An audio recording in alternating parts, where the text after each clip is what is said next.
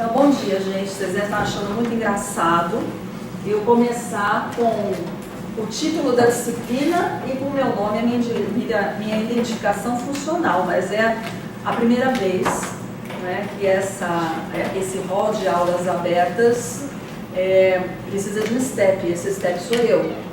Então, hoje a gente tinha uma programação, é difícil conseguir as pessoas para um período do matutino, né? Geralmente as pessoas têm outros compromissos ou estão dando aula, então é por isso que eu resolvi assumir essa aula e trazer um tema para vocês de uma das interfaces que é bastante complicada pela temática em si,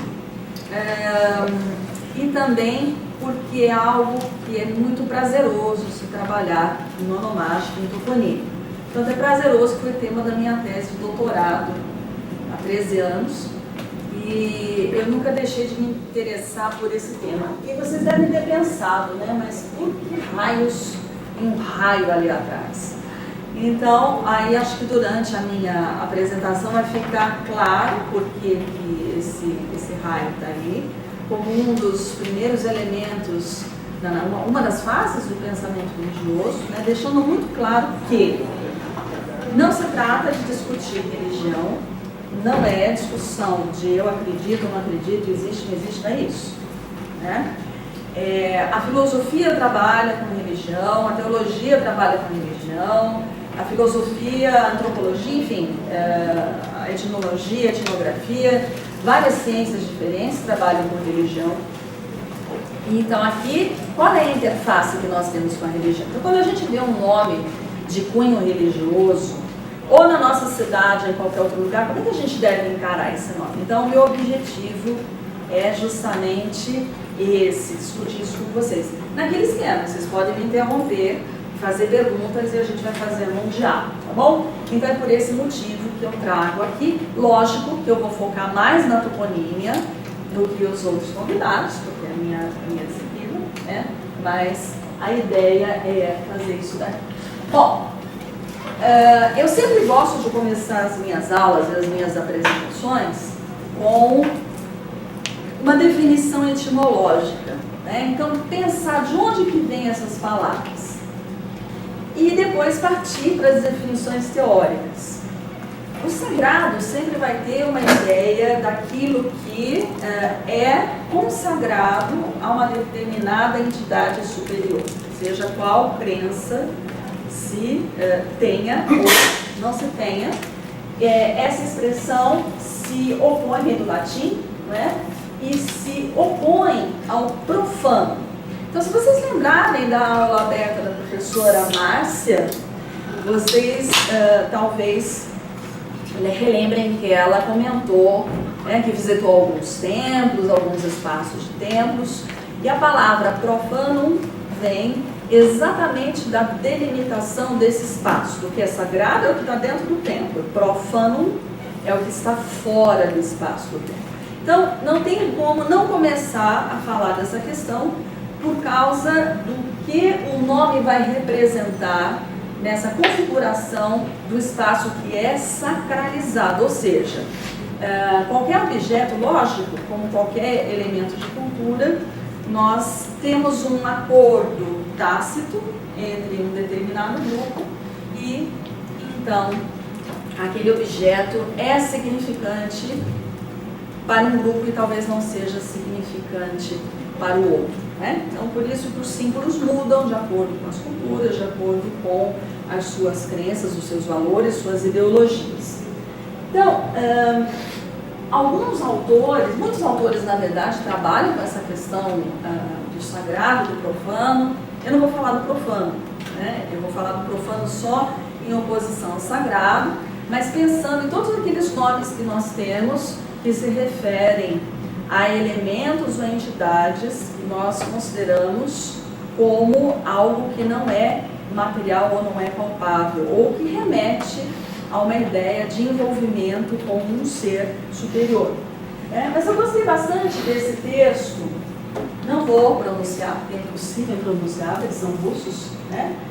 São da Universidade, publicaram na revista da Universidade Federal da Sibéria, que é um 2014 o texto, eu achei bem interessante. É um texto que está em inglês, então é acessível, né? E eles vão pôr que quaisquer sistemas de sacralização, ou seja, independentemente da cultura, esses autores identificam 5 elementos. Primeiro, ideologias religiosas da sociedade objeto. Às vezes, a gente vê isso em alguns lugares, existem disputas entre grupos religiosos, intolerâncias, perseguições. Isso não precisa ir muito longe, né? Basta a gente olhar aqui em volta que nós percebemos como há e como como ocorre isso desde que o mundo é mundo.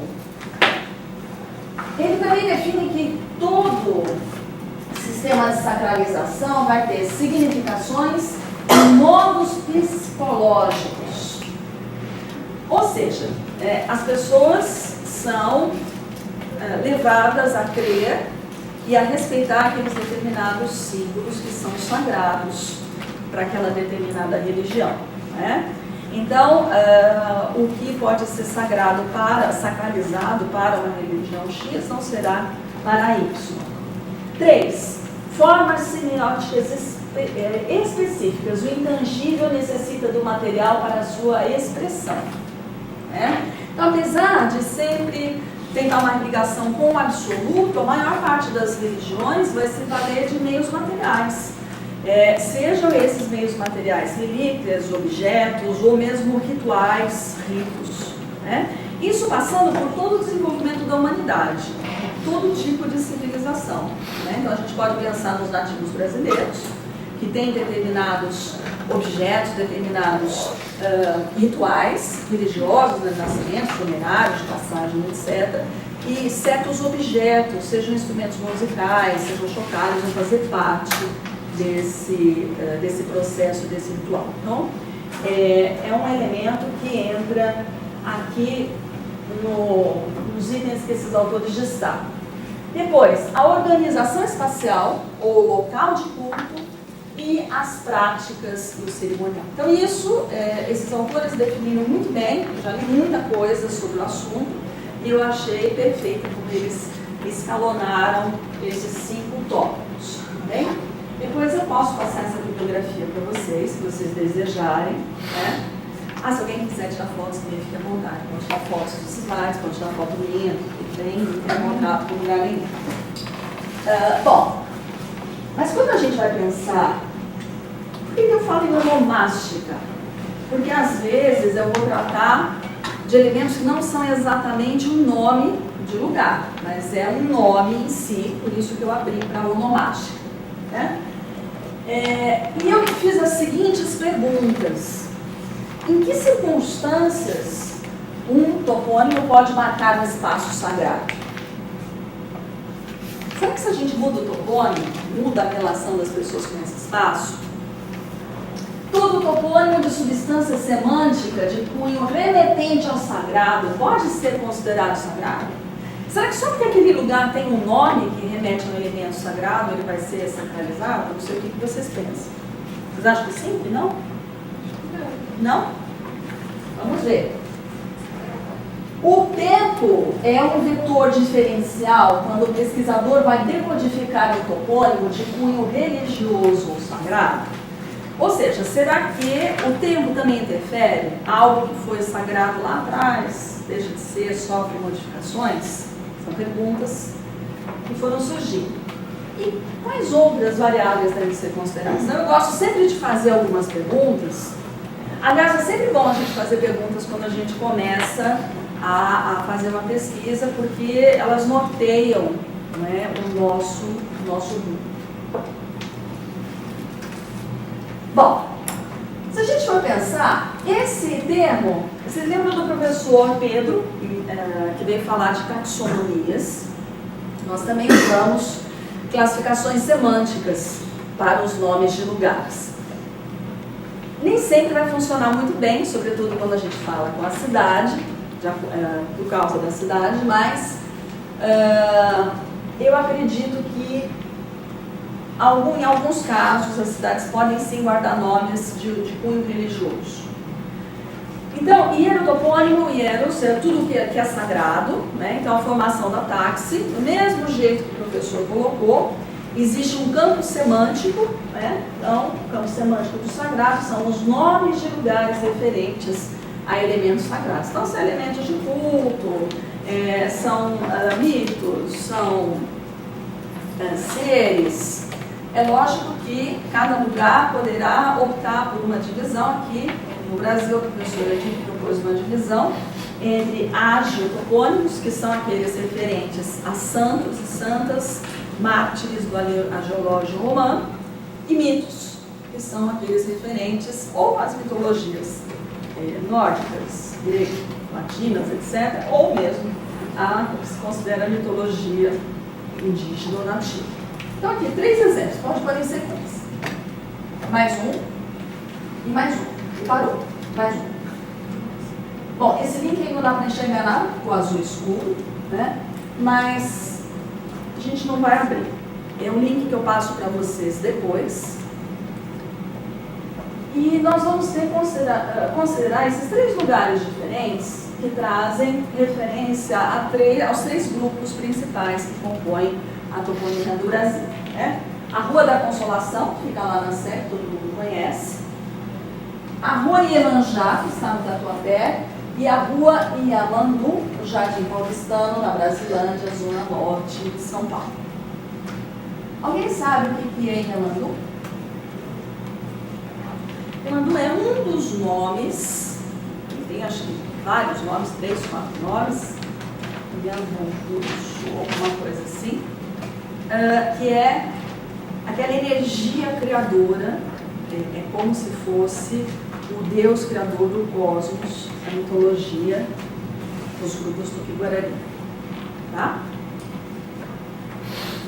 Consolação a gente vai ver depois, mas passa mais uma. Olha, aqui, não sei se vocês vão conseguir ler. Dicionário de ruas, vocês sabem que o dicionário de ruas de São Paulo está remodelado e agora eles trazem um pouquinho mais de informações para a gente. Vamos ver o histórico da Rua Iemanjá. Iemanjá, a gente tem uma referência às culturas afro-brasileiras, né? Eu trouxe Iemanjá primeiro porque é uma entidade que todo mundo conhece, é uma entidade que você pode não acreditar, mas todo mundo vai pular 7 ondas, né? no dia 31 de dezembro, né? Vai pôr o babatom, oferendas, etc. Então faz parte da nossa cultura popular. Localização: Tatuapé, distrito Tatuapé, e Iemanjá, Rainha das Águas. Aquele link que eu coloquei é a lei, tá? A gente não vai entrar agora, mas eu passo para vocês olharem. É a lei que vai determinar, que inclusive na placa deve constar esse epíteto, Rainha das Águas. Não se fala absolutamente nada quem foi, o que é, qual é a etimologia e por que esse nome foi dado. Tá? Mas os nomes anteriores mostram pra gente que havia aquele critério antigo, vocês lembram, né? Foi oficializado em 76 essa rua, mas o nome já vinha de antes. O nome anterior era Rua 5. Então lembre-se que nos anos 70 havia aí 20 mil ruas, 20 mil logradouros em São Paulo que eram não oficializados ou que apresentavam nomeação dupla, certo? Então, Iemanjá tem alguma relação com o sagrado, nesse caso? O que vocês acham? Se pensou no sagrado para dar esse nome, será? Você acha que sim? Não sabe? Passa no próximo, que é o Iamandu. Na Brasilândia, olha lá. Essa rua teve o seu nome reservado pela portaria de 78, número 78 e 77. Iamandu, nome de uma cachoeira localizada no estado de Roraima. Este nome foi retirado do banco de nomes SEAB Casa, que era o cadastro setorial. Ou seja, provavelmente Iemanjá, nem todos que foram retirados desse banco de nomes. Então, o que aconteceu foi que nos anos 70, como eu já tinha dito para vocês em outros momentos, um grupo de pessoas, um grupo de jovens, foi contratado para ir às bibliotecas, levantar nomes de todos os tipos para dar aquelas ruas que não tinham uma motivação. Na cachoeira ter o sentido religioso. Poderia. E aí a gente entra naquele problema. Pode, por favor. Não, eu acho que mais adiante. Mas a gente entra naquele problema da referência. Né? Tem um texto de 2011 de Richard Coates que ele vai falar something anonymous. Tudo pode ser ônimo. Então, quando a gente pensa a questão da classificação taxonômica, isso é uma encrenca, é um problema para qualquer toponimista. Porque nós ficamos pensando, e se? Qual foi a primeira referência? Qual foi a primeira motivação? E é por isso que o Richard Coates indica, vamos para a motivação linguística.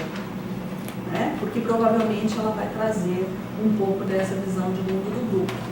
Mas nós ficamos sempre no e se. Né? Então, é o que eu digo sempre, é o melhor que nós temos agora como método de pesquisa, mas não satisfaz a todas as vertentes, porque há essa questão. Né? Então, aqui eles levantaram, não pela divindade em si, mas pelo nome da cachoeira, que poderia ter alguma relação, sim. Grandiosidade, pelo volume de água, pela exuberância, sim, sim, poderia ser uma coisa criadora, né? Mas o pesquisador vai ficar em dúvida, e agora? Eu classifico de acordo com a divindade ou de acordo com o curso dado? Né? Mas essa referência que aparece na lei, ela veio... Quem que levantou essa referência? Alunos como vocês, que eram universitários. Mas eles viram que tinha uma rua Yamandu e foram pesquisar o que é Yamandu. Daí viram que tem uma cachoeira. Não. Primeiro que não tinha isso aqui, né? As pessoas iam para bibliotecas, eu li há pouco tempo, quero ver se eu recupero essa notícia, saiu no jornal, agora já são senhores e senhoras, contando como é que foi esse processo. Né? Então a mesma coisa que acontece quando a gente vai votar, que nós recebemos 2 dias de folga, aconteceu mais ou menos a mesma coisa. E as pessoas foram alocadas a bibliotecas e lugares para compor listas de nomes de determinados campos semânticos, aleatoriamente. Então, por exemplo, eu pego um livro lá de geografia que tem lista de cachoeiras dos estados da região norte. Né? Então, não houve um critério, pelo que eu li, não houve um critério. O critério era compor nomes que satisfizessem aqueles determinados campos semânticos para suprir a demanda do momento. Então não houve um critério de parte quem escolheu e tampouco, muitas vezes, de quem escolheu na hora, né, de compor essas nomeações. Mas cada caso é um caso, a gente precisa ir ao projeto de lei para entender o que foi proposto. Tá? Esse processo a gente estuda lá no Laboratório de Estudos Onomásticos. Estão convidados, nós teríamos um encontro sexta-feira, mas provavelmente vamos escolher outro dia para fazer esse encontro. Quem quer trabalhar com esse assunto não pode deixar de conhecer um autor romeno, né? Não era ela, era ele, Mircea Eliade, que tem vários livros, é uma referência nessa questão dos conceitos de religião, e ele vai trabalhar muito com a sacralização do espaço. Né? Então é um autor muito interessante, que tem vários livros de importância capital para esse assunto, e ele vai dizer que, na verdade, quando a pessoa pensa na religião, no latim religare, ou seja, fazer a ligação com algo que é supremo, o espaço vai ocupar um lugar fundamental nessa relação. Então eu trabalhei um trechinho, pode passar, Lucas. São 3 trechinhos de textos,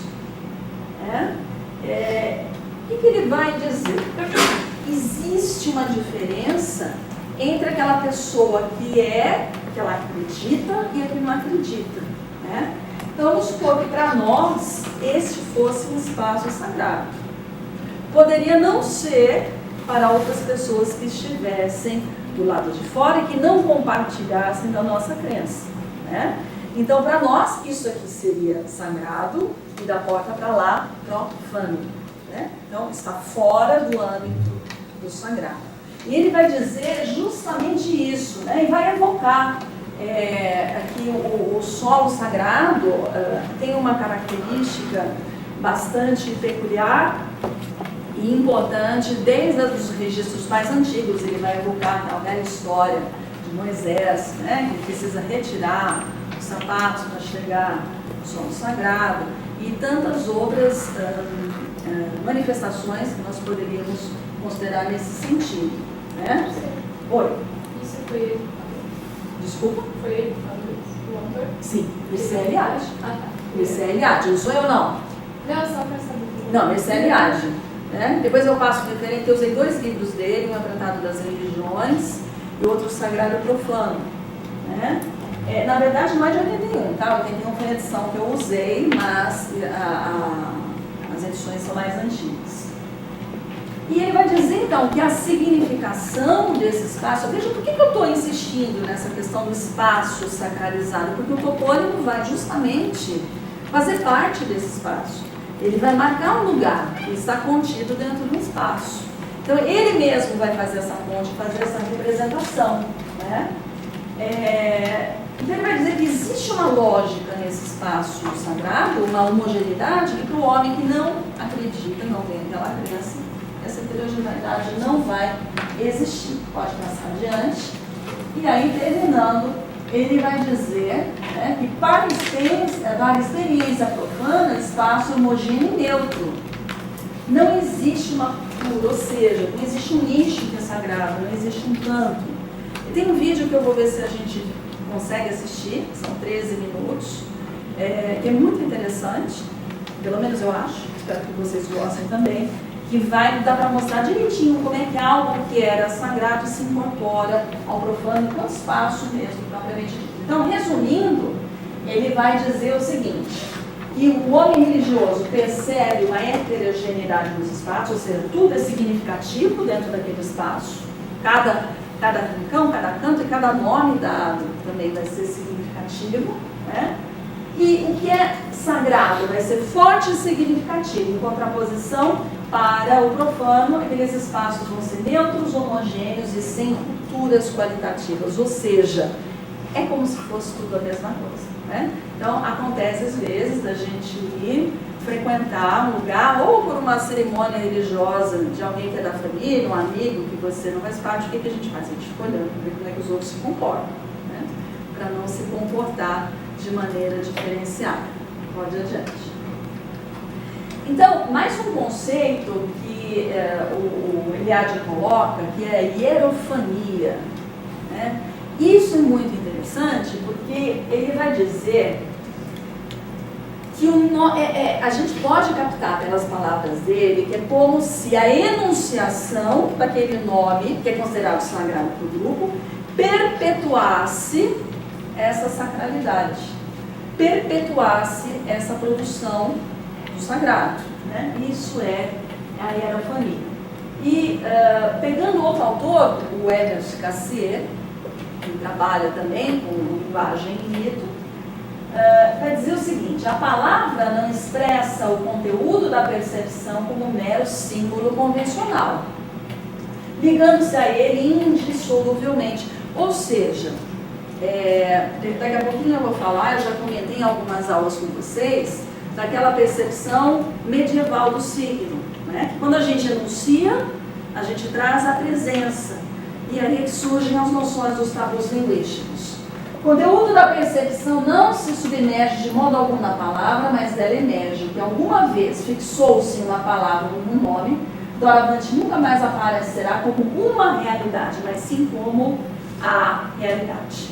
Né? Então é como se aquele próprio nome incorporasse o sagrado. Certo? Bom, acho que agora acabou a parte chata e começa... Não, ainda não acabou a parte chata.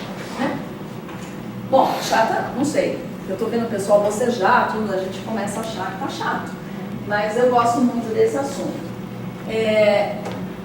Lembram-se, eu sempre falo isso, quem já fez outras disciplinas comigo, já deve ter lembrado, que eu comentei, e acho que surgiu no seminário de Lucas também, quando ele falou dos nomes dos demônios, que o enunciar é trazer a presença.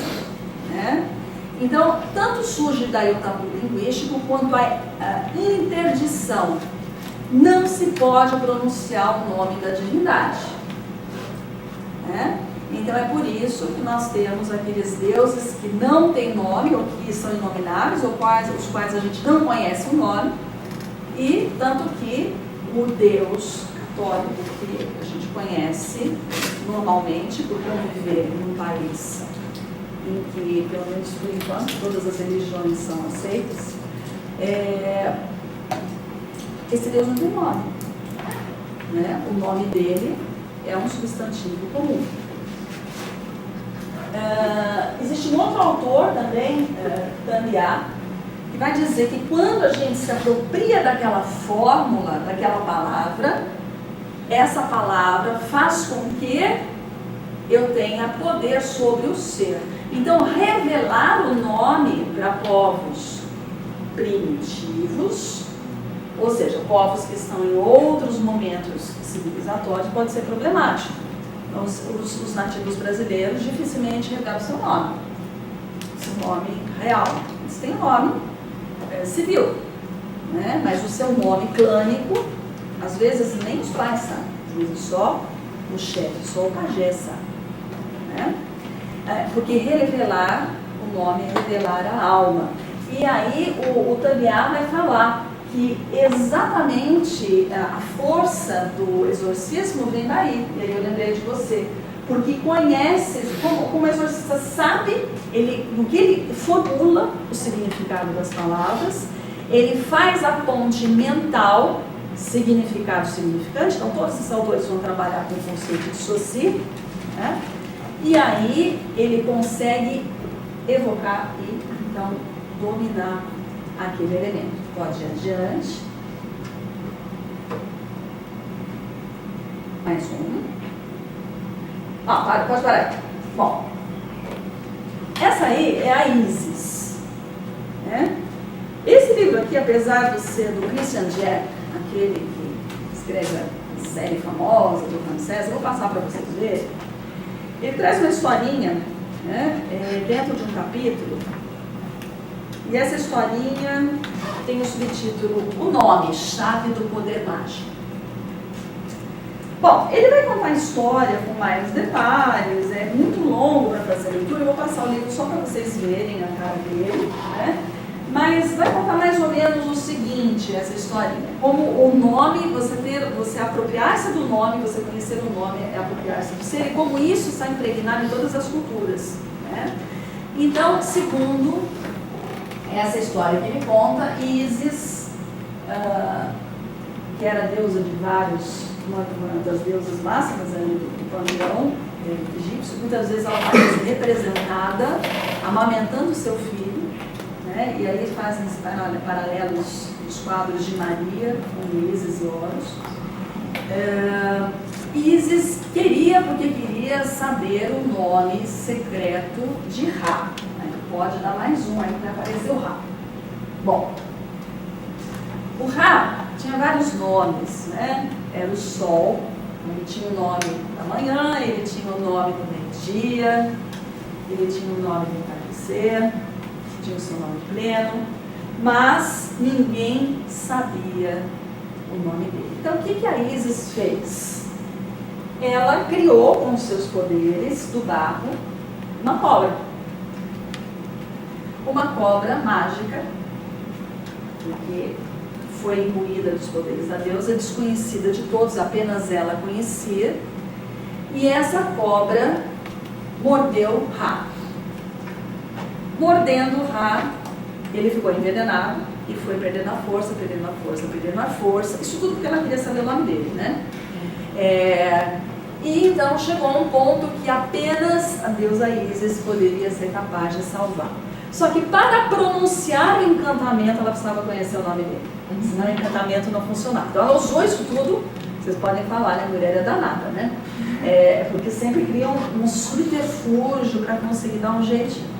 Bom, e aí ele dá uma assim, não, mas eu sou aquele que surge ao meio-dia. Ela falou, não, mas peraí, você não falou do seu nome não. Deixa de enrolar, se você não falar o seu nome real, eu não vou poder te ajudar. Então ele sopra o seu nome real no ouvido da deusa.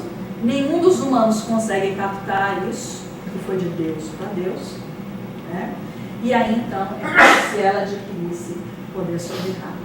Então é só para mostrar para vocês, uma brincadeira para mostrar para vocês como a gente vai encontrar esses dados que parecem tão áridos. Todas as mitologias, todas as histórias, todas as culturas vão ter uma história parecida sobre o poder do nome. Até hoje em dia, na verdade, por exemplo, você assiste uma série famosa que se chama Doctor Who, o nome já é uma brincadeira, porque ele é doutor do Tolkien. Porque ele não fala o verdadeiro nome nunca, na série inteira o nome dele não é revelado, ele sempre é tratado por doutor. Todos os Time Lords, são senhores do tempo, eles possuem um título, tipo um é um doutor, o outro é um mestre, nenhum deles revela o verdadeiro nome nunca, assim. Quando você não revela o verdadeiro nome, além de você não revelar a sua essência, você se coloca numa classe. Exato, e a única mulher que tem controle sobre ele é a única que sabe o nome dele, de verdade. Tá vendo só? Então, eu não conheço, porque eu não assisto, sou ruim em séries, né? Mas bem lembrado, um bom exemplo, como isso é usado até hoje. Pode ir adiante. Bom, conhecem esse sujeito aí? Bom, eu trouxe aí o que vocês conhecem melhor, né? Um detalhe, todas as imagens que eu estou usando são aquelas de licença permitida para reprodução, tá? Não tem nada proibido. O que tem aí que não é foto minha no meu acervo. E por que eu trouxe esse carinha aí? Alguém conhece a história do Rumpelstiltskin? Conhece a história? Mas não é do Shrek. Não é do Shrek. Alguém conhece a historinha verdadeira? Sim. Pode passar mais adiante. Na verdade, foi coletado pelos irmãos Grimm, que a gente acha que é deles, mas é uma história mais antiga, já vem rodando desde o século XVI, e o nome original do conto era o Anão Saltador. Então, o próprio nome tem a ver com algo relacionado a duende. E aqui, a moça só adquire o poder sobre o anão, ou sobre o gnomo, o nome que vocês queiram dar, a partir do momento que ela descobre o seu nome. Então vejam como também as fábulas infantis vão recordar esse elemento que conhecer o nome é adquirir poder sobre o ser, sobre a pessoa. Então ela conseguiu em troca, mas e o engraçado é que as representações sempre mostram, nas fábulas. Primeiro ela aparece com uma lista enorme, e ele vai falar, não, tem que caber numa página. Até que, por um subterfúgio, conseguem escutar ele mesmo, cantando, ele mesmo se denuncia, entrega o seu nome. Tá? Pelo menos na versão que eu conheço. Pode adiante. Bom, a gente não pode esquecer que toda a cultura, e se a gente for pensar lá no caveman, no homem da caverna, o que ele foi conhecendo primeiro, o que ele foi adorando primeiro? Isso toda a cultura tem também. Pode passar. Todos os elementos da natureza, toda a sociedade teve um momento, do seu estágio de evolução cultural, pelo qual passou a adorar elementos da natureza. Então, sejam as montanhas. Pode ser que a gente tenha alguns povos ainda que tenham essa questão de incorporar a adoração na montanha, porque MC do Olimpo, estava no alto, a questão do alto estar inacessível.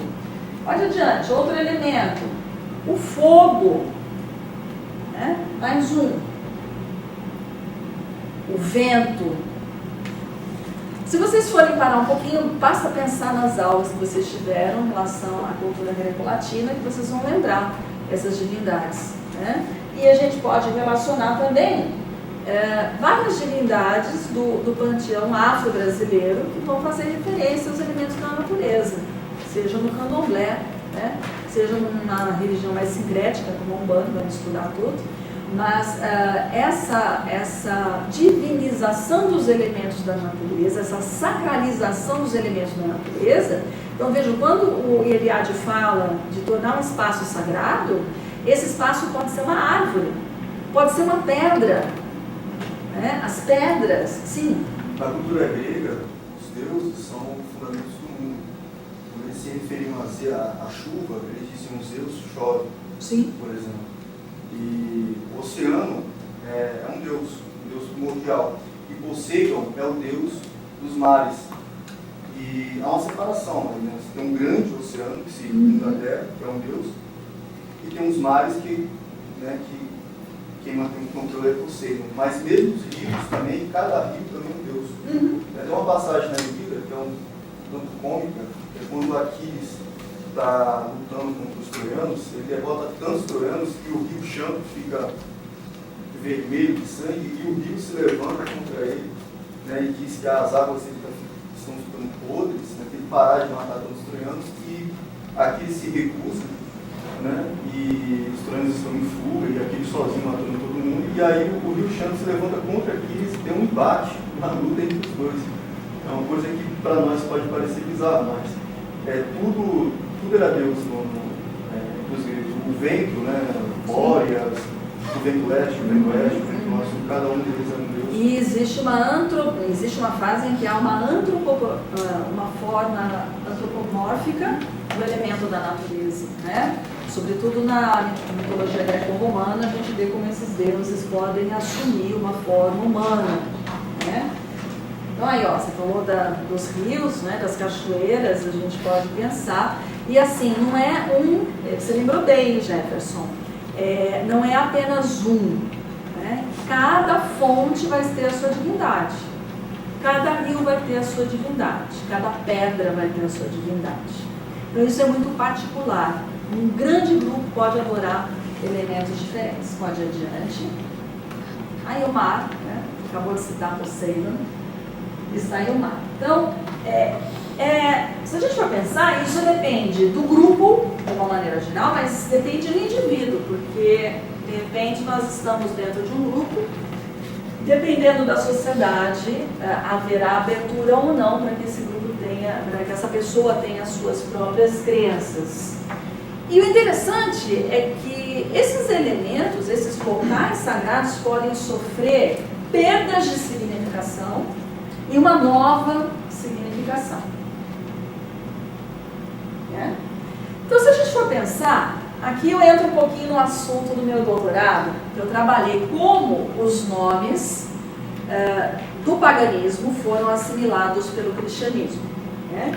Então, existe um ditado popular, quando a gente não pode lutar contra o inimigo, a gente se une a eles. E foi isso que a Igreja Católica fez lá atrás, quando eu digo lá atrás, século IV, século V, para combater o paganismo. Então, se primeiro os cristãos, no primeiro momento, eram perseguidos, depois houve um momento em que Teodósio proibiu, em 392, ou seja, século IV, proibiu o culto aos deuses pagãos. E aí se inverteu, né? Aí a igreja, a nascente igreja católica, começou a perseguir o paganismo. Mas as pessoas não largam os seus cultos dia a dia. O que a igreja fez? Usou um processo de assimilação cultural. Né? Então, absorveu os restos do paganismo. Isso aí é de um autor, que eu vou citar para vocês, não é do Renato. Né? Bom, então aí o primeiro elemento que eu trago para vocês, eu acho que vocês devem lembrar, ou já viram em algum lugar, talvez nas aulas de introdução aos estudos clássicos, que cada casa, seja rica, seja pobre, tinha um altarzinho onde os seus deuses familiares, que eram os lares, né? Larário, ou larário em português, onde eram venerados os deuses da família. Aqui é uma imagem em bronze, no achado galo-romano, na cidade de Nuremberg, que é na Suíça, no século XIX, está no Museu de Bern. Né?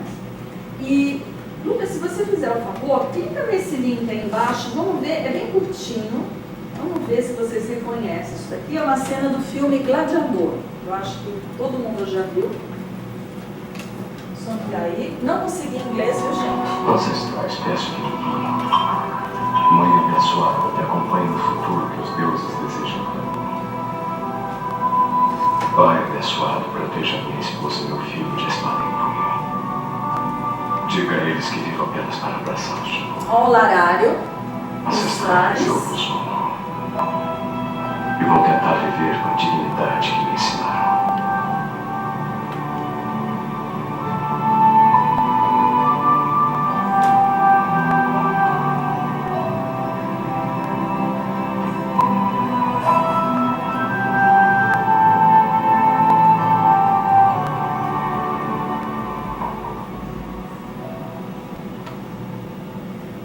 Obrigada. Bom, esse trechinho só, eu acho que todo mundo já viu esse filme, né? Quem nunca viu, é um filme bom e tem muitas referências. Eu vejo a referência toponímia onomástica em todo o filme, né? Até nos Piratas do Caribe eu já achei. E tem o 2, né? Quando eles estão discutindo a questão de Tortuga, sempre tem uma questão toponímica aí no meio. Isso, a gente pode achar isso até em novelas, que tem a discussão, como vai ser o nome do filho, etc., o nome da rua, muda o nome da cidade, né? Salamandaia, enfim. Isso daqui, vejam que foi uma tradição muito arraigada. Esse aqui é um larário recuperado lá na cidade de Pompeia, com as escavações. E olha que interessante, não apenas Portugal, mas como eu trabalhei com Portugal, eu encontrei muitos nomes, chamam-se alminhas. Essas alminhas vão receber nomes. Então você pode ter a alminha das cruzes, a alminha de tal lugar, a alminha dos policiados, né? O que a igreja fez? Adaptou esse culto dos deuses lares. Havia 2 tipos de lares: os lares de dentro de casa e os lares das encruzilhadas, né? Os convitais. E aí essas figurinhas iam exprimir. Vejam que foi o que ele fez, né? Ele andava sempre, o Máximos andava sempre com aquela figurinha na mão, e o filme lembra disso, né? E sempre havia uma forma de espiar, né? As alminhas foram uma forma, uma expressão de como, eu sei que isso há na Itália, eu já achei, mas no Rio Grande do Sul também, tem o nome de Capitólio. Eu não consegui achar foto porque ela está impressa não, revelada, né? Como se dizia antigamente. E eu não trouxe essa para vocês, mas no Rio Grande do Sul existem alguns desses tipos de altares no meio das estradas, né? Que nada mais são que restos desse culto aos lares comunitários que cuidavam dos caminhos. Então pode ir além, tem imagem das alminhas agora. Então essas alminhas, isso daqui são algumas alminhas que a gente vê em Portugal. Todo canto é muito comum você encontrar em qualquer lugar, né? Esse nicho é como se houvesse um convite às pessoas a rezar pelas almas do purgatório. Então vejam que até os motivos, né? Aqui a gente vê o purgatório em chamas, uma cruz. Os motivos foram substituídos, os símbolos foram substituídos. O nome foi substituído, mas a essência é a mesma. Pode passar adiante. Tá? Isso aqui depois eu posso falar para vocês, que vai trazer. Geralmente tem uma divindade, ou tem um santo, uma santa, uma cena do purgatório, né?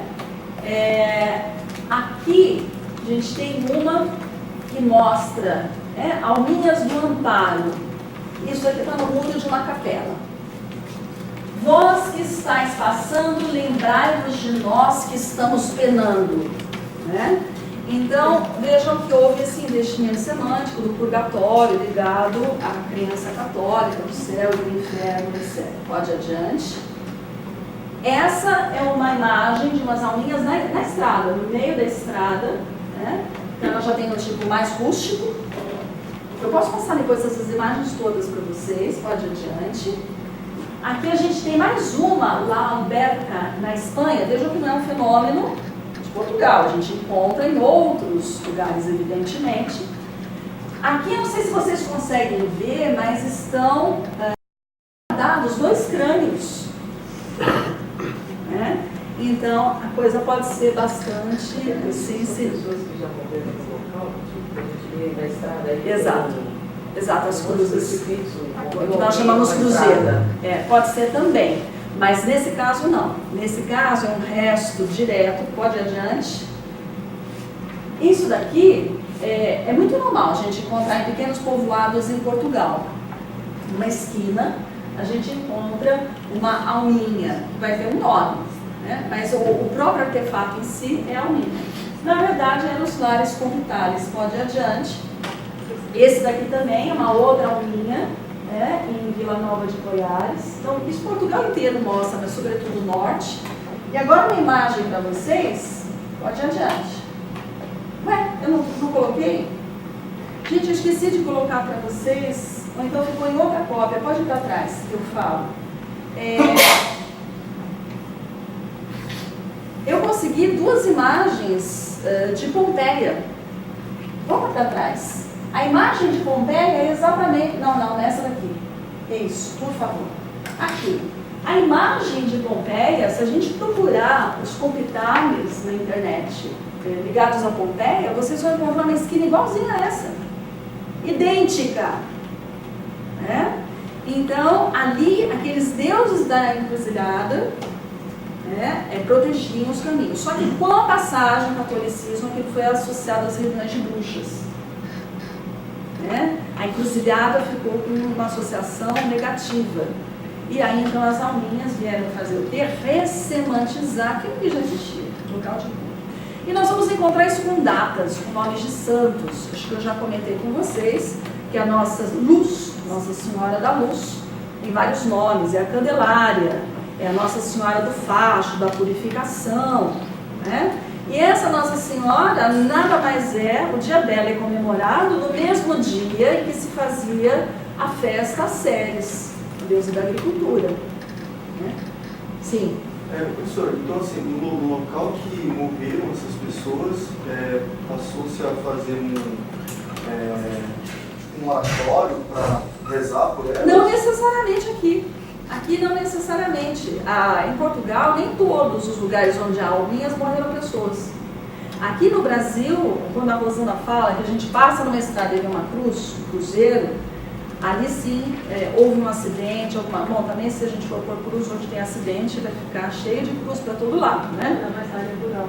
Mas na área rural a gente encontra, tá?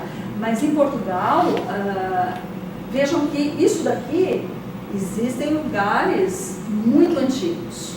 O próprio Dia dos Mortos no México também, não é? Também. Acho interessante que, assim, na Grécia, sou suspeito de falar que eu faço grego, Sim. mas na Grécia Antiga, os heróis, quando eles morriam, muitas das vezes eram feitos altares em homenagem a esses heróis para que eles protegessem a cidade. Sim. E eram feitos, inclusive, sacrifícios, mas era um sacrifício diferente, não era um animal branco, que era um holocausto, era um animal negro, que era totalmente consumido pelo fogo. E aquele herói, acreditava-se que aquele herói protegia a cidade. Eu achei interessante. Muitas pessoas vão para mim, entra na internet, procura Lares Compitalis Pompeia.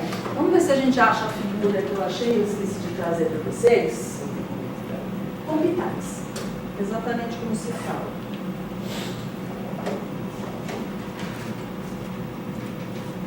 Isso. Vê se dá para ver.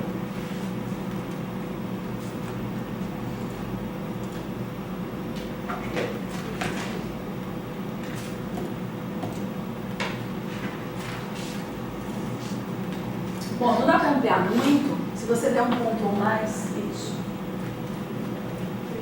Olha aí, não lembra? Não é exatamente isso daí em Pompeia, escavação em Pompeia. Foi essa imagem que eu esqueci de colar. Né? E aqui era onde ficava exatamente o oratório público, que era... Nós tínhamos muitos oratórios... Uma encruzilhada. Em São Paulo nós tínhamos vários oratórios públicos em encruzilhada que eu tirei dessa apresentação, que era muita coisa, eu levei para a Romênia. Nós tínhamos alguns oratórios públicos em São Paulo que acabaram se perdendo, que ficavam nas esquinas. Se vocês... A rua existe e, se não me engano, está ali pertinho de Santa Efigênia, mas eu posso recuperar isso daí. Facilmente. O texto está publicado, gente. O texto que eu levei para a Romênia está publicado, então quem quiser ler vai encontrar muita informação lá sobre o que eu vou falar ainda. Tá bom? Pode voltar para a apresentação. Então, só para mostrar para vocês, o nome é parte disso tudo. Veja que muda o objeto, Então, isso acontece com pedras, isso acontece com fontes, e acontece com, na verdade, muito interessante essa ressemantização do espaço sagrado, quando ele adquire outras funções. Pode adiante. Essa é uma anta. Quando nós falamos no Brasil, é uma anta, nós lembramos logo do animal, o tapir. Né? Só que anta, animal, vem de uma forma diferente, ela coincide, eu tenho um artigo publicado bem antigo sobre isso, ela coincide com essa forma antes que vinha do celta. Né? Então esses são monumentos megalíticos, junto com os menhires, junto com as estelas, que aparecem não apenas em Portugal e na Espanha, mas em outros lugares, na França, etc. Então, o que era essa anta? Exatamente um nicho de pedra com um montão de terra por cima. E aparecem vários topônimos que são assimilados. Orca, Arca, Cama, Mamoninha. Né? A função inicial era funerária, mas depois houve uma série de outras funções, como a gente vai ver no vídeo, pode ir adiante. Vamos para trás, é ali que está o link? Está escuro o link, a gente pode ir para trás, por favor? Não tem. Aqui tem um outro exemplo, que dá para ver até a montanha. Então, existem muitos, é muito comum encontrar isso daqui em Portugal, na Espanha e em outros lugares, pode ir adiante. Algumas delas foram transformadas em capela, pode ir adiante. Aqui é o interior de uma anta capela, essa de São Luís, e essa imagem eu usei até na minha tese de doutoramento, tá? E eu acho que vai dar para a gente assistir o vídeo. É bem curtinho, são 13 minutos, não é muito curto, mas eu acho que vai ser bem esclarecedor e vocês vão gostar. Vamos ver se dá para ouvir bem ou se a gente vai precisar aumentar o volume.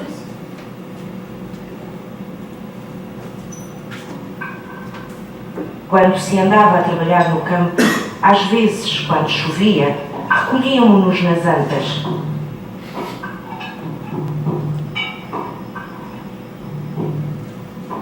Acho que as antas foram feitas antes do nascimento de Cristo. Talvez fosse o homem primitivo que já fazia ideia de se agasalhar. Foi do princípio do mundo, talvez. Isso estão reproduzindo falas populares, entende?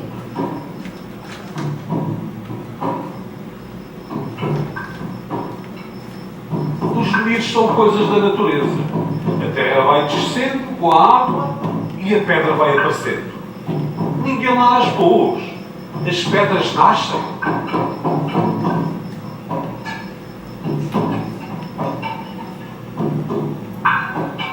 Quem é que faria aquelas coisas? Gente que nunca mais existiu.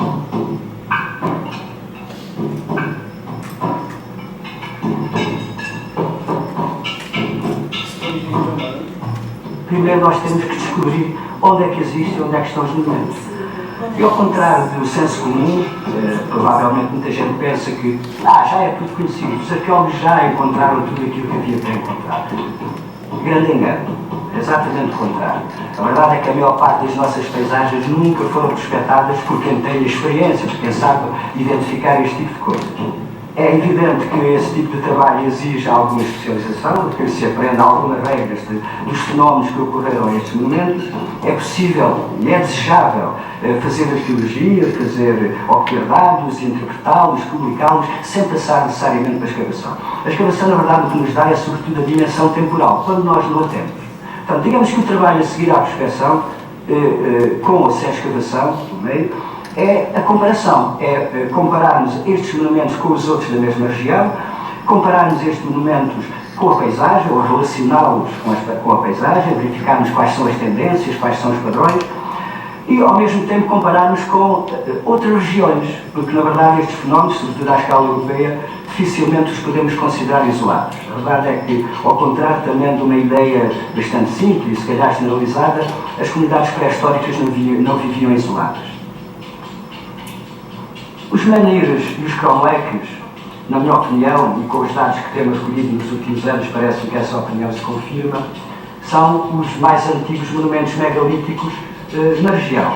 Podemos dizer que a partir dos finais da última glaciação, por razões climáticas, as paisagens alteraram-se de tal maneira que as comunidades se refugiaram no litoral, junto aos estuários dos grandes rios, e o Alentejo ficou desabitado. Há cerca de 8.000 anos instalam-se na região as primeiras comunidades de agricultores e pastores, os primeiros neolíticos. Há duas teorias contraditórias.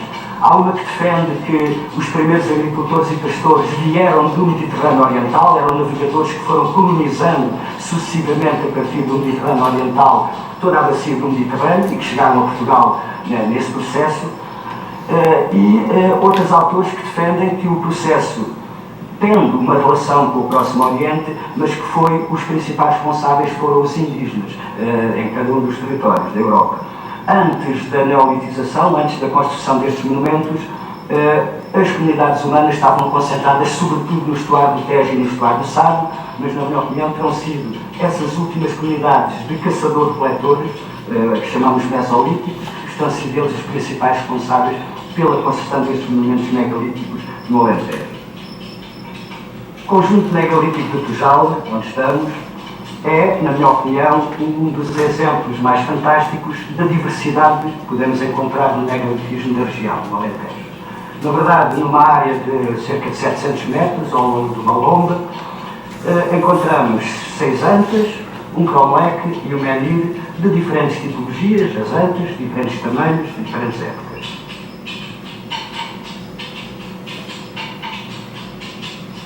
Sabemos que estes monumentos estavam sistematicamente, e sobretudo os alentejanos de uma forma quase sem exceções, orientados numa determinada direção astronómica. Por exemplo, no caso das antas não se orientam todas exatamente na mesma direção, elas orientam-se num leque de orientações que corresponde, com muita exatidão, à posição da lua cheia da primavera, que é a primeira lua que nasce em posição oposta ao Sol depois do equinócio.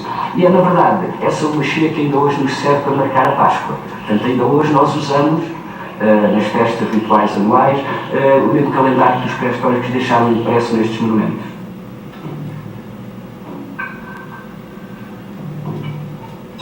São monumentos com 5, 6 mil anos.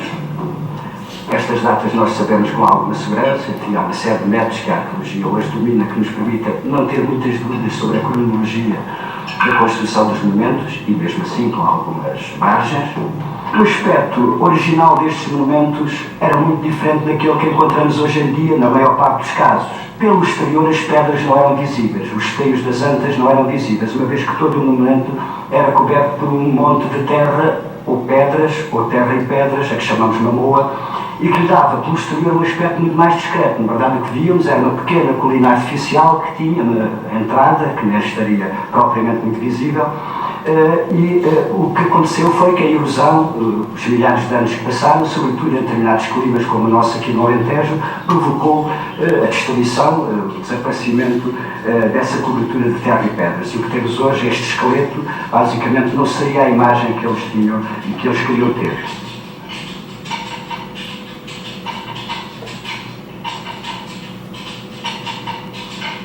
Basicamente, nós sabemos que estes monumentos, os dólmenes ou antas, serviam, em primeiro lugar, como locais de enterramento. E isto revela-nos, talvez, o primeiro grande significado destes monumentos. Tem a ver com a crença da vida depois da morte. Não faria sentido toda esta estrutura, todo este investimento, se aquilo que estava no centro das crenças desta gente não fosse a ideia de que os mortos não podem ser tratados de qualquer maneira, e a ideia, presumimos agora um pouco, de que haveria qualquer coisa, haveria uma vida para além da morte. Por outro lado, estes monumentos implicam também uma ideia de que o homem pode e deve transformar as paisagens. O mundo natural deixa de ser como era a partir da construção destes monumentos. Muito interessante que no primeiro contacto com as populações, a maior parte delas, pelo menos aquelas que habitam como monumentos nas proximidades, conhecem na perfeição onde se localizam os monumentos, conseguem descrevê-los, dizer quais as suas características físicas. Isto porquê? Porque os monumentos são partes integrantes das suas histórias de vidas. Desde pequenos, nas suas brincadeiras do campo, que as pessoas se cruzam com os monumentos, por vezes que neles brincam, até a sua idade adulta, durante as lides do trabalho de campo. Portanto, os monumentos são uma presença constante na vida das pessoas. Para além disso, aqui entre as populações de São Geraldo é também muito recordado o facto de as Antas serem habitação temporária dos malteses. Os malteses são figuras muito especiais na memória das gentes do Alentejo. Diferentes dos mendigos, eram homens sós que erravam pelos campos. Isso é recordado, por exemplo, a propósito das Antas do Paço, em que as populações se recordam de aí verem aquartelada a maltesaria. Recordam-se deles lá dormirem dentro e de acordarem cedinho pela manhã, de fazerem o lume no exterior das Antas e depois então partirem para a sua errância diária pelos campos. Muitas antas foram também utilizadas como corrais de gado, especialmente das crias pequenas de gado. É o caso aqui próximo de São Geraldo da anta do Curral da Anetinha, onde o próprio topónimo da anta, Curral da Anetinha, indicia esse seu uso antigo. Um caso também muito interessante é o da anta dos Tourais, que foi uma anta que serviu como local de ofício da profissão de sapateiro. E aí acorriam as pessoas dos montes das redondezas para terem o seu calçado arranjado, e foi também conhecido durante muito tempo como a anta do sapateiro. Mas um dos casos mais particulares destas apropriações utilitárias das antas é sem dúvida o da anta do estanque. É uma anta que está adoçada a uma casa, a uma habitação com mais de 100 anos, que está integrada no núcleo urbano da aldeia de São Geraldo e que foi utilizada para fins domésticos ao longo desta mais de uma centena de anos. Um outro caso muito particular é o de, na herdade do Tujal. Entre a herdade do Tujal e a herdade do Gato, nós vamos encontrar uma linha de vedação a delimitar as duas herdades que é exatamente coincidente com dois importantes monumentos deste conjunto megalítico: o recinto do Tujal e a anta do Gato. E o interessante é que a vedação cruza exatamente o recinto megalítico e é exatamente coincidente com a anta. E não bastasse esse facto, ainda vamos encontrar o brasão de uma das famílias, ou do Tujal ou do Gato, gravado exatamente no menhir central do recinto megalítico e de novo no esteio da anta do Gato. Um caso muito particular nesta utilização das antas como termos de divisão de propriedade.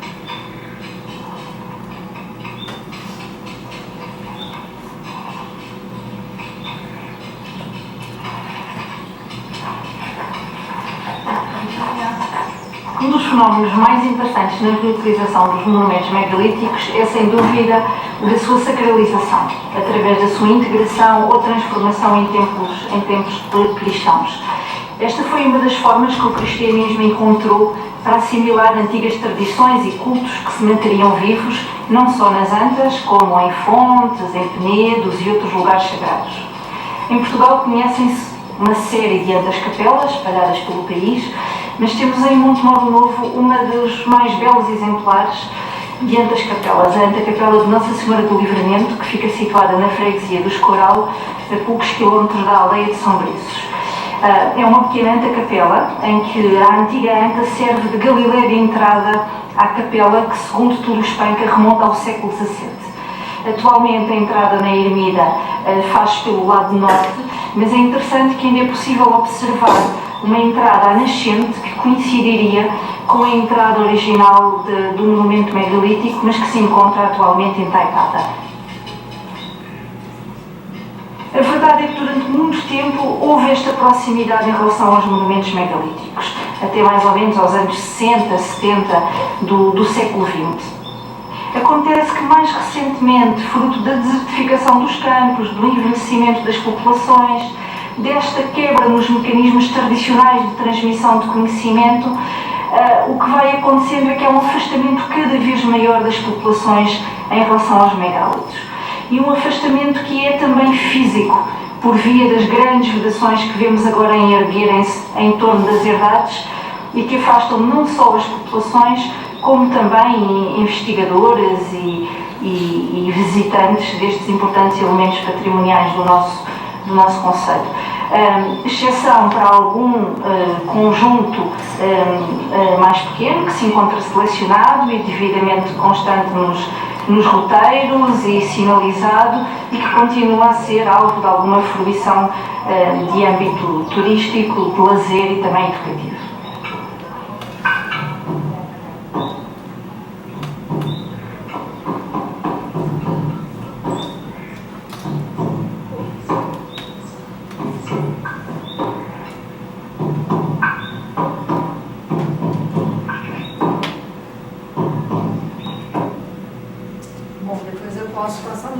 vocês, se vocês quiserem, se gostaram. Se não gostaram, peço perdão, mas a intenção foi boa. Né? Mas eu acho que dá para ver bem esse processo, dá para ilustrar bem. Né? E como o nome, vocês viram que ela cita 2 ou 3 casos em que a função vai sendo representada pelo nome que é deve, né? Então, a anta do sapateiro, a anta do curral, e etc. São muitos exemplos que a gente encontra em Portugal, não só em Portugal. Tá? Agora podemos voltar aqui para a nossa apresentação. Então, agora vamos pensar na cidade de São Paulo, que é uma das perguntas que eu fiz lá atrás. E aí, é sagrado ou não é sagrado? Pode ir adiante. Aqui embaixo, se você puser o mouse, vai aparecer aí, deixa eu dar um play. Aqui mostra, gente, como é que foi a evolução. São Paulo, o centro velho, a capital era aquilo ali, ó. Né? E aqui ao longo dos séculos, o que foi acontecendo e a divisão que aconteceu até a gente ter a São Paulo, mais ou menos, como é hoje a região metropolitana, né? Então, o que era São Paulo antigamente não é o que é São Paulo hoje como nós conhecemos. Né? Uma das grandes últimas aquisições foi justamente aí Santo Amaro, que deixou de ser uma cidade autônoma e passou a integrar como distrito. Então ele vai no século, esse daí eu também posso colocar para vocês, que eu achei bem interessante, que mostra a segmentação. Esse filme não é meu, mas eu tenho a fonte de onde eu tirei, pode adiante. Só para mostrar que era muito pequenininho, aquele triângulozinho que aparece ali, durante muito tempo foi a cidade colonial, a urbe, né, a parte urbana. E aí o que a gente vai perceber, né, é que justamente a toponímia acaba ficando mais presente, pelo menos cartograficamente, quando surgem as plantas impressas, que é no século XIX. Até então havia alguns desenhos, mas a nossa principal fonte de coleta de nomes está nas atas da Câmara de São Paulo, que aliás estão disponíveis numa sessão de memória da Câmara Municipal de São Paulo. Tá? Pode ir adiante. Então a gente tem nessa cidade antiga, na cidade colonial, ali entre 1840, 1860, 70, até a época da virada da República, são mais 50 e poucas ruas que compõem a cidade, o núcleo da cidade. Né? Então nós vamos encontrar muitos nomes que fazem referências a lugares, a habitantes, ou são expressões, já são homenagens, ali como no caso da Rua do Príncipe, né? Pela presença do morador, a Rua do Ouvidor, que é a mesma até hoje. Pode ir adiante. Vamos encontrar também elementos do cotidiano, que sumiram, mas a gente pode encontrar na oralidade e mais nas regiões periféricas. Né? O Beco dos Sapos, o Beco da Cachaça, o Beco do Mata-Fome, que era onde o pessoal que vinha de viagem sentava para fazer sua merendinha antes de entrar na cidade. Beco Sujo, Rua do Jogo da Bola. Né? Então são coisas que são marcadas na oralidade e depois sumiram quando os nomes foram oficializados. Tem muita literatura sobre isso, depois eu indico para vocês, tá? Bom, também instituições públicas aparecem como referencial. Ou seja, naquela rua é natural. Você tem a Rua do Quartel, porque o quartel está lá. Até hoje a gente fala, a Rua dos Bombeiros, a Rua da Estação, a Rua dos Bancos. Né? Isso surge na fala, naturalmente. Um deles aqui, o Largo da Forca, que eu vou explorar com vocês daqui a pouquinho. Pode ir adiante. Beco do Inferno e a Rua da Esperança, a gente pode dizer que estão ligados a um estado mais subjetivo. Né?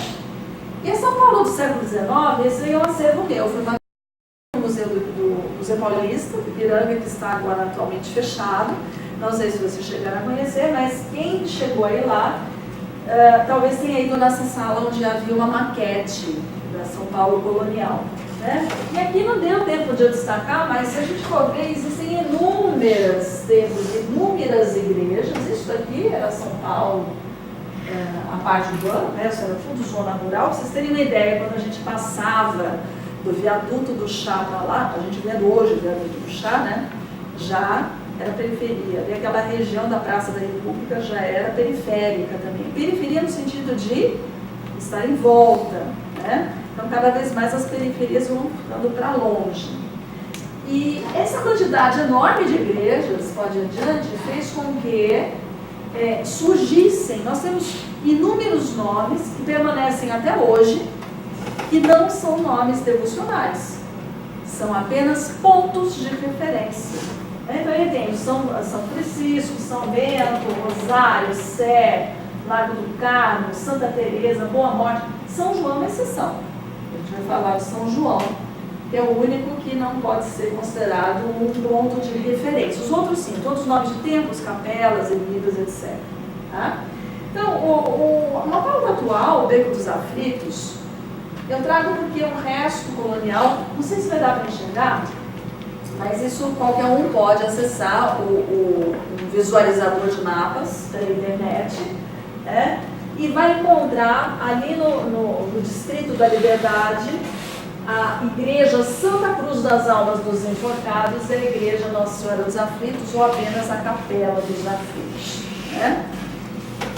E aí, isso está ligado a vários momentos. Por que eu trago isso? Primeiro, porque existe toda uma lenda em torno, existe agora uma tentativa, uma resistência. Inclusive, tem um professor, o professor Silvio Santana, que, se não me engano, é da PUC. Ele entrou em contato comigo, ele só não veio dar aula porque ele não tinha horário com vocês, mas no ano que vem já confirmou que participará de um evento com a gente, e trabalha com chaguinhas, justamente alguém que está ligado à memória desse local. Então, por que isso está tão up to date? Por causa da recente alteração no nome do local. Então, esse desenho está no livro do Freitas, é uma reconstituição do que seria o Morro da Forca, onde ficaria a última forca de São Paulo. Todo aquele lugar era conhecido como Campo da Forca, e ali a gente vê um oratóriozinho, onde velas eram acendidas em memória, sobretudo do Chaguinhas. Foi, acho que a última execução que aconteceu ali. Então, essa imagem, que é uma imagem congelada de um vídeo, mostra como era o Cemitério dos Aflitos, que funcionou entre 1779 e 1858. A gente sabe que os abastados eram enterrados nas igrejas, depois dos grandes cemitérios, e ali não eram enterrados apenas escravos, mas as pessoas pobres, os indigentes, os soldados, os condenados à lei. São Paulo. Onde fica isso? Pode mostrar onde fica os cemitérios aflitos? Não, aí. Essa igreja, vocês conhecem? A igreja que a gente encontra quando sai da estação, agora Japão Liberdade, Estação Liberdade do metrô. E essa é a igreja ou capela da Santa Cruz das Almas dos Enforcados. Por dentro, eu não sei se vocês já entraram, mas ela é muito bonita. Ela foi construída exatamente, segundo os relatos, onde estaria aquele pequeno oratóriozinho, que era uma mesa onde se acendiam velas para os Chaguinhas. E tem toda uma história de que as velas ardiam e não apagavam nem com vento nem com fogo, mas o fato, pode ir adiante, eu nunca vi as velas queimarem tão alto quanto nesse velário aí. Eu sempre gostava de ir para observar. Então tem uma entrada pela Avenida da Liberdade. Quem tiver curiosidade, tem uma memória histórica bastante interessante. E aí é onde estava o cemitério, atrás dessa capelinha que foi construída depois. Tá? Essa Capela dos Aflitos é que está em perigo, por conta, ela está em perigo de ruir, justamente por conta. Essa foto é de 1939. Nós temos muitas fotos no álbum, em vários álbuns na Biblioteca Municipal Mário de Andrade, estão online. Essa é uma foto de produção livre na internet. E hoje, se vocês forem lá, vocês vão ver que essa igrejinha, essa capela está... esqueci de traduzir para o português. Eu usei essa foto na apresentação na Romênia. Vocês vão ver que ela está cercada por edifícios, e os edifícios foram construídos em cima do cemitério. Quer dizer, o cemitério foi esvaziado primeiro, mas esse cemitério público estava ali exatamente atrás, onde está aquele quarteirão, até a Rua Tamandaré, ali na Liberdade. É aquela próxima saída? Esse é o Beco dos Aflitos. Continua com o nome original. Beco dos Aflitos. Eu espero que escape dessa... o que eles querem unir forças comigo é justamente o movimento negro, esse professor que defende ali a memória da capela, e quando ele me ouviu falar sobre a liberdade da CBN, em outros canais da mídia, ele entrou em contato comigo e falou assim: venha somar forças, porque nós estamos defendendo aqui essa memória, né? Que afinal essa capela aí é 700 e pouco. Não defendemos contra a Cúria? A Cúria não há interesse? Não, a Cúria parece que já doou o terreno. Mas a ideia é que se faça uma... Eu não sei se está em processo de tombamento, preciso ler mais sobre isso. Mas ela está quase tombando literalmente. Tombando literalmente. Eu estive lá atrás, quando a gente entra na capela, ainda existe uma porta que dava para o cemitério, né? Então existe uma mesa e dentro, então existe todo uma parte como se fosse um oratório para Chaguinhas. Vários foram executados ali, no campo da forca, mas ele ficou emblemático por causa daquela história que também gerou a lenda de que o nome do bairro teria vindo daí. Mas, na verdade, o nome foi dado por chafariz e aí depois acabou se comunicando no bairro, as pessoas acabaram usando. Pode adiante. Né? Então, isso aí lá dentro. Né? A gente encontra os esvotos, as pessoas vão lá, procuram faixas. Ele é um santo popular. Acabou virando um santo popular. Então, vejam que a sacralização não é só de lugar, pode acontecer com nomes de pessoas também. Né? Então, esse soldado foi uma pessoa que foi sacralizada não pela Igreja Católica, mas sim pela religião popular. Né? É um dos santos populares de São Paulo. Então, aqui a gente tem, né, a liberdade, que acabou apagando esse nome das almas, a forca e os aflitos, mas, na verdade, agora a liberdade também sofreu um revés. Né? Pode ir adiante. Então, no Nexo Jornal, essa imagem, logo no dia seguinte, a mudança do nome, agora muito recente, no mês de agosto, para Japão Liberdade. Né? Nós discutimos isso em outros momentos, sobretudo o Toponema 4, quem faz, a gente está discutindo bastante essa questão. Tá? E aí nós temos outros falsos sagrados. Falsos, eu digo falsos porque a gente olha e acha que é um nome devocional, mas não é. Né? Na verdade, são pontos de referência. Está lá a Rua São Bento, que passou também para o metrô e para o mosteiro. Então, o nome vai se comunicar com o que está em torno. Né? Ele se espalha por ali. Mas por referencialidade. Não é o mosteiro que deu o nome para a rua? Não foi o mosteiro que deu o nome para a rua? Sim. O mosteiro deu nome para a rua, mas o que eu quis dizer aqui é que existem também outros locais com o nome São Bento, como o mosteiro, e sim, né, primeiro a primeira capela e depois o mosteiro em si, duas construções, e o metrô. E poderá haver outras coisas, poderá haver, sei lá, banca de jornal, um comércio, uma livraria, né, outros elementos em que o nome São Bento também aparece. O Largo de São Francisco, que surgiu primeiro em função da igreja, e hoje também, quando a gente fala lá no Largo de São Francisco, nós estamos nos referindo a uma unidade da USP, que era já o curso jurídico, que já funcionava lá naquele prédio, no centro da cidade, há muito tempo, e foi incorporado à Universidade de São Paulo em sua criação em 1934. A Rua da Consolação, que também surge por causa da igreja, que hoje nós temos o metrô, e o Paraíso. Paraíso surge por causa da igreja, depois catedral, está na rua e está no metrô. Então vejam como, na verdade, um nome puxa o outro. Né? Até eu coloquei aí, isso é de para-choque de caminhão. Né? Não sei se vocês já viram, o casamento é como a Avenida Paulista, começa no Paraíso e termina na Consolação. Então, já viram essa? Como esses nomes perderam praticamente, aqui eu estou me referindo à avenida, quando eu penso, a graça está na gente pensar que o Paraíso está numa ponta e a Consolação está na outra ponta da Avenida Paulista, né? Completamente dessemantizado, perdeu completamente o significado sagrado e religioso. Olha adiante. E aí a gente vai ter as referências de referências, era aquilo que eu estava falando, que a gente estava falando no começo. Como é que a gente vai saber qual que é a referência. Qual foi a primeira referência? Ipiranga. A primeira, com certeza, foi o córrego, o rio.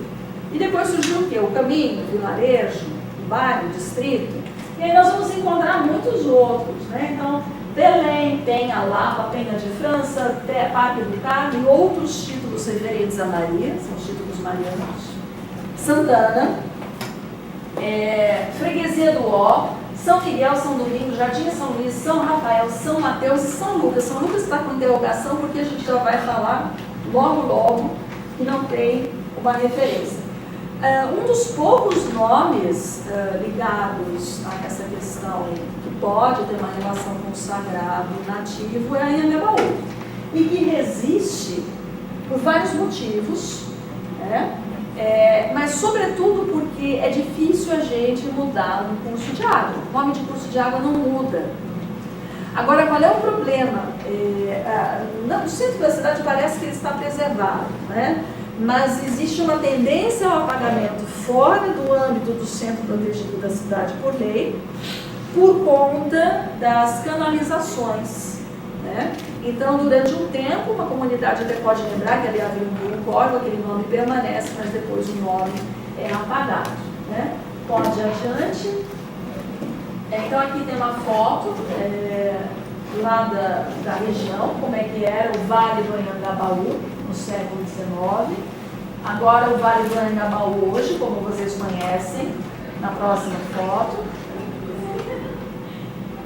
Hoje ele é assim, mas ele já foi um estacionamento de carros na década de 50, se vocês procurarem fotos antigas. A foto era o contrário. Bom, A anterior não era nesse sentido. não era nesse sentido, era o contrário. Tá? Que seria de cima do viaduto do chá. Exato. Pode adiante.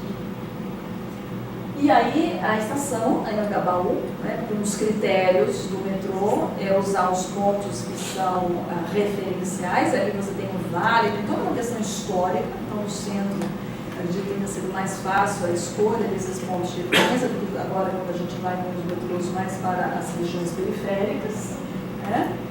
E aí a gente fica pensando pela etimologia, que é controvertida, complicadíssima, né? Eu já vi inúmeras etimologias. Essa etimologia, a água da face do diabo, do professor Eduardo Navarro, meu colega, mas a gente encontra outras etimologias também. E aí a gente fica pensando, será que o espaço era profano? Havia uma interdição nativa? Esse nome já era interditado antes? Por que o Anhangabaú tem esse nome? Né? O que ele se alimenta? Pode ir adiante. Então, na verdade, eu vi vários autores que ficam em dúvida se o Anhang estaria como o daimon do grego, como um princípio gênio. Então, depois acabou sendo incorporado como esse princípio do mal e usado na toponímia como advertência. Tudo que a gente tem em relação ao mal é usado como advertência. Então é interessante esse caso que eu trouxe de Minas. Existe uma fonte chamada Pedro Botelho. Como é que a gente pode lidar com esses tabus linguísticos? Sim. Eu só tenho uma dúvida, mas então o Anhangabaú ele não está ligado ao sagrado do caso profano? Não, calma, a gente já vai para lá. A gente já vai para lá. Eu só vou isso daí, é só um parênteses. Entendi. Não, Pedro Botelho é um parênteses. Pode adiante. Essa é a fonte, Pedro Botelho, que é o nome oficial. Ali naquela casinha existem fontes de águas quentes, né? É uma cidade termal, pode ir adiante. As pessoas chamam normalmente fonte do Leãozinho, por causa dos leões, né? E isso daqui tem relação com a água sulfurosa. E por que esse nome Pedro Botelho? Pedro Botelho é um dos muitos nomes em Portugal com demônio. É um eufemismo que se usa para encobrir, quando você, sabe, Cramulhão, aqueles nomes todos que a gente usa, Pedro Botelho, aqui vem pelos Açores e eu encontrei alguma coisa em Santa Catarina também, essa referência. Então aqui, a Nilce Megali, não é o professor Megali, é o professor da casa, vai dizer, notaram eles, os caçadores, que os animais do mato frequentavam alguns bebedouros localizados no meio da floresta, onde havia um estranho barreiro do qual alimentavam bolhas de ar semelhantes às da água de sabão agitada por causa do enxofre, né? A água sulfúrica. O calor e o cheiro de ovos podres ali exalados faziam o povo acreditar que elas eram ferventes e, como vertiam das entranhas da terra, só poderiam provir do inferno. Está aí feita a lenda. E não é coisa de brasileiro, não, porque esse lugar conhece. Você conhece Hakone? É no Japão. São águas sulfúreas e, segundo a tradução que eu consegui, seria Vale do Inferno, também justamente por conta da fumaça, né, do calor e do enxofre que emana desse tipo de água. Né? A Avenida São João tem relação com Anhangabaú, por isso que a gente pode passar adiante. Eu já vou responder a sua dúvida, viu, Lucas? Bom, esse cruzamento é clássico, né? Todo mundo conhece o cruzamento da São João. E fica a pergunta, será que São João havia uma igreja? Vocês já ouviram falar de uma igreja que lá, se tinha uma referência? Eu já dei a pista, falei que era falso, né? Pode adiante. A Avenida São João, na década de 40, era assim, mas antes ela chegou a ser apenas Rua de São João, pode adiante. Né? E em 1651 foi que aquela terra recebeu dois proprietários, né, que solicitaram aquele lugar, e aquela pequena faixa de terra que passava entre dois ribeirões dava acesso à cidade, era uma subida que dava acesso à cidade propriamente dita. Né? Então, aquela região era conhecida como Aku. E depois, no século XIX, descida do Aku, a gente vai ver que Aku tem relação com todo o resto. Né? Depois, Rua de São João Batista, no final do século XIX. E hoje, Avenida São João. Os ribeiros eram quais? Anhangabaú, que estava de um lado, e o Iacuba do outro. Iacuba tem relação com Aku, o nome. Tá? E de onde que vem, pode ir adiante, de onde que vem essa Iacuba? Iacuba tem relação, eu não coloquei no slide, mas tem toda uma relação com o tipo de água, segundo algumas das etimologias, seria água quente. Então se supõe que seria água sulfúrea, até porque há análises do século XVIII, análises químicas, dizendo que a água continha arsênico. Né? Em grande quantidade, então ela era imprópria para consumo. E o Iacuba desaguava no Anhangabaú. Né? Então, talvez, aí existe uma hipótese, talvez o nome pudesse ter relação com aquele ponto em diante que depois se comunicou para o ribeiro inteiro, porque a água não era própria para o consumo. Então, se você fala que a água onde o diabo lava a cara, é porque ali aquele pedaço a coisa não está boa. Né? Então, no sentido do nome afastar, o nome ser uma advertência, um negativo. Eu acho que respondi, então, a sua questão. Tá? Bom, relembrando que, por que nós temos a Avenida São João? Acho que é o único resto do Centro Velho que realmente resulta de uma tradição religiosa. E aí, basta a gente lembrar das nossas festas juninas, né? No dia 13, Santo Antônio, no dia 24, São João, e no dia 29, São Pedro, todos no mês de junho. E aqui nós não temos mais, pode ir adiante, mas era normal, né? Então aqui existe no livro do Martins a seguinte citação: na antiga casa térrea da Rua da Liberdade realizavam-se pomposas festas a São João Batista, promovidas por um João Manuel Floriano, vulgarmente conhecido por João e a mãe, falecido a 24 de julho de 1900. A festa consistia em bailes, ceias, rezas e a procissão no glorioso São João Batista, saindo a procissão, isso aqui foi erro de digitação, saindo a mesma procissão daquela casa antes da meia-noite e seguindo por um caminho estreito, com mato de lado a lado, até o tanque do Matadouro, situado na Rua Maitá, sendo ali tirado o santo da charola, que era carregado por moças, dando-se então o tradicional banho na pequena imagem de São João, porque João Batista está ligado ao batismo. Né? E depois de concluída a cerimônia, davam-se muitos vivas ao festejado santo, queimando-se na mesma ocasião muitos foguetes, e voltava a procissão para a casa de onde havia saído, erguendo-se no trajeto entusiásticos vivas ao santo e ao festeiro. Mas, se nós não temos mais essa tradição e ela está registrada no nome da Avenida São João, existem lugares, pode ir adiante, essa é uma fotografia livre também, do banho de São João no Rio Paraguai, que aconteceu em 24 de junho do ano passado. Tá? E, mais adiante, pode ir além, aqui tem a procissão, caindo no santo, exatamente como é descrito, e quem carrega são as moças. Né?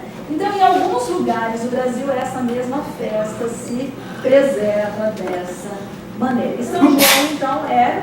Se eu não religioso, eu queria ter São João. Um deles da igreja, eu queria aqui. Sim, esse vem da tradição, mas é o único que vem de um ato devocional, na sua origem. Os outros vêm como ponto de referência. Né? Então, esse a gente pode dizer que é direto. Ok? Pode adiante? Não, tá para trás. Isso aqui. E aí a gente tem aquelas pegadinhas, que eu chamo de pegadinhas taxonômicas. E aí, você acha que é um santo, mas não é. São Lucas, lá atrás, tinha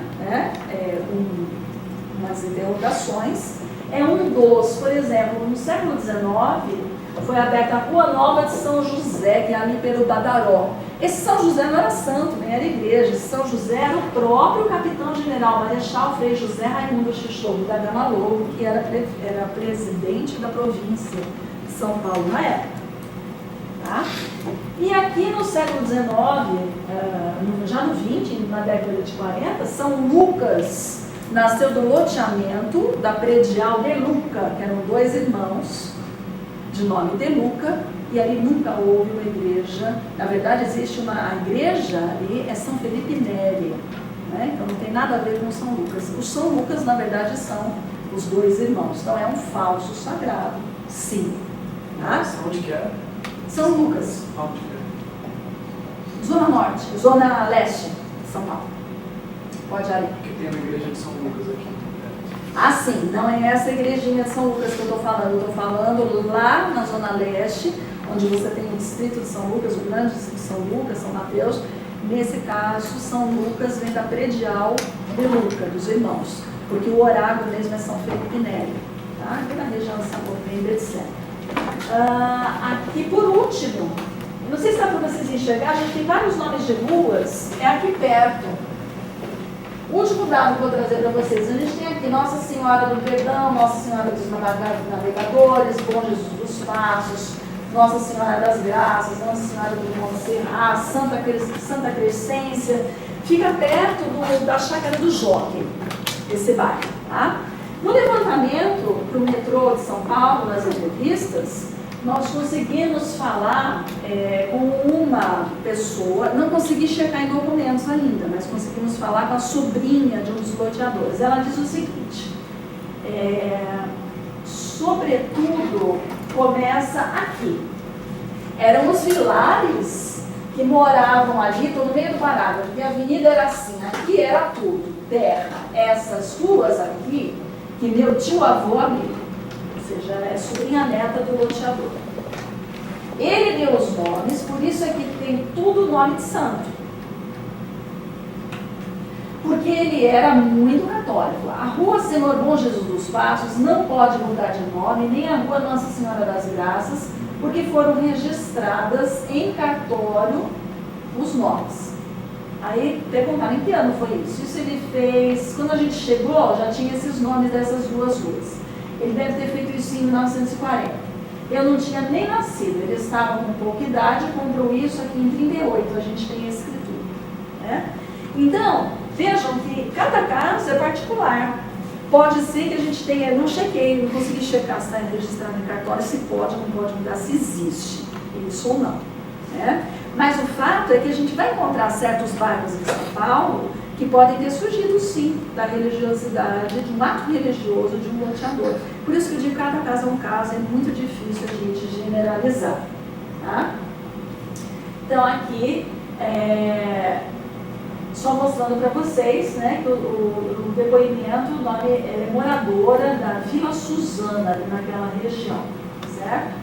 E aí, então, nós conversamos com várias pessoas, a minha equipe e eu conversamos com várias pessoas para conhecer melhor a história dos bairros, que quanto mais periférico, menos história a gente... Então, para concluir o nosso bate-papo de hoje, A gente pode ver que a maioria dos topônimos em São Paulo, pelo menos no centro velho, são referenciais, não são sagrados.